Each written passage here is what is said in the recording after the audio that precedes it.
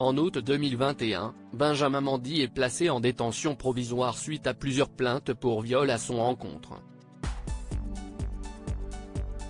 8 plaignantes ont évoqué des faits qui se seraient déroulés entre octobre 2018 et août 2021. Les auditions ont débuté mercredi 10 août 2022 et ce sont des consignes fortes qui ont été données aux jurés. Comme l'a révélé BFM TV ce mercredi 16 novembre, Steven Everett, le juge du procès, a pris la parole. Alors que l'heure du jugement approche, il a demandé aux jurés de faire abstraction de toute vision moralisatrice au moment de prendre leur décision. Si vous n'êtes pas sûr qu'un accusé est coupable de l'accusation à laquelle il fait face, votre verdict doit être non coupable, a-t-il affirmé. Le magistrat a ensuite indiqué que Benjamin Mendy et Louis S.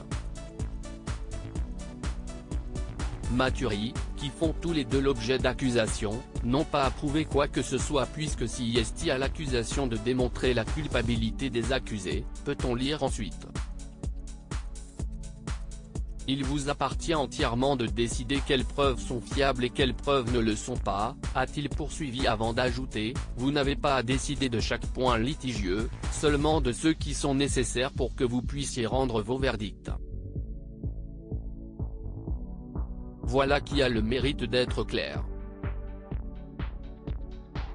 Benjamin Mendy et Louis S.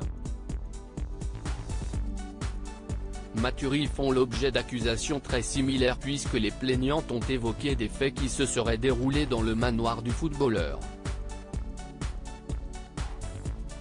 Toutefois, Steven Everett a rappelé l'importance de traiter les deux cas séparément. Ce que vous ne devez pas faire, si est supposé que vos verdicts doivent être les mêmes pour les deux accusés, a-t-il affirmé avant d'ajouter que le fait que Benjamin Mendy n'ait jamais été condamné par le passé doit constituer un élément à prendre en compte en sa faveur lorsqu'il faut évaluer la crédibilité de ses propos.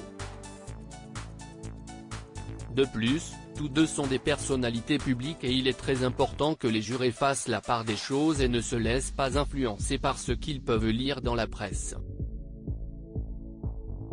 Vous devez prendre garde à ne pas faire de fausses suppositions ou reposer sur des stéréotypes sur les violences sexuelles, a déclaré le magistrat.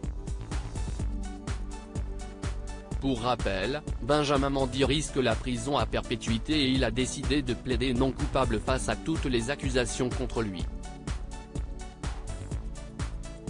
Il est jugé en compagnie de Louis S. Mathury qui serait son complice et tous deux restent présumés innocents des faits qui leur sont reprochés jusqu'au jugement définitif. Benjamin Mendy, a-t-il été entendu lors de son procès? Depuis le début de ce procès, seules les plaignantes avaient témoigné à la barre et livré des témoignages bouleversants. Le 7 novembre dernier, c'est le principal concerné qui a été appelé à la barre. Benjamin Mendy a alors expliqué qu'il invitait très souvent des amis chez lui pour passer de bons moments et a révélé qu'il possédait plusieurs chambres dans son manoir. La fameuse panic room a été évoquée et il s'est défendu, affirmant qu'il faut un code pour y accéder mais aussi qu'elle peut s'ouvrir facilement de l'intérieur. Concernant ses relations avec les femmes, l'ancien joueur de l'équipe de France a reconnu avoir reçu beaucoup de messages. Je sais que je ne suis pas Brad Pitt et je sais que les femmes ne venaient pas vers moi pour ce à quoi je ressemble, a-t-il indiqué avant d'ajouter que, lorsqu'une femme lui disait non, il s'arrêtait. Une prise de parole qui était très attendue.